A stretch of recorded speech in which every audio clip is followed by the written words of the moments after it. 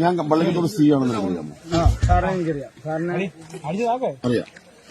ഇത് കഞ്ചാവാണെന്നും ഇത് മയക്കുമരുന്ന് ഇനത്തിൽപ്പെട്ട സർക്കാർ നിരോധിച്ചിരിക്കുവാണെന്നും അറിയാമോ? അതും അറിയാം. അത് എന്ന് നിരോധിച്ച്, ആര് നിരോധിച്ചു, കേരളത്തിലെപ്പം നിരോധിച്ചെന്ന് എല്ലാം അറിയാം. അതിനെപ്പറ്റി അറിയാം.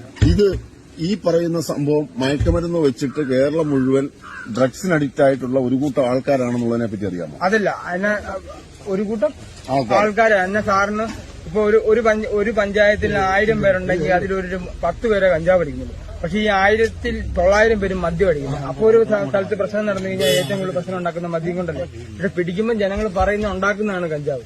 ഞാൻ ചോദിക്കട്ടെ, MDMA ഉണ്ട്, പ്രൊതലീനുണ്ട്, മോർഫിനുണ്ട്, അതുപോലെ തന്നെ LSD ഉണ്ട്. അതിന് കാശ് വേണം. അതൊക്കെ വലിയ കാശ്. അല്ല, ഞാൻ പറഞ്ഞ അങ്ങനെ കാശ് 2000 രൂപയില്ലേ?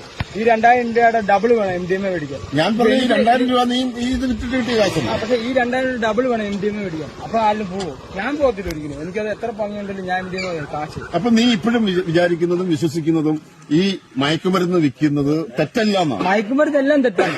ആശുപത്രി. പക്ഷെ ഇത് മയക്കുമരുന്നാണോ? അല്ല, ഇത് മയക്കുമരുന്നിന്റെ കൂട്ടത്തിൽ സർക്കാർ 85 പെടുത്തിയത് വെറും 29 വർഷമായിരുന്നു.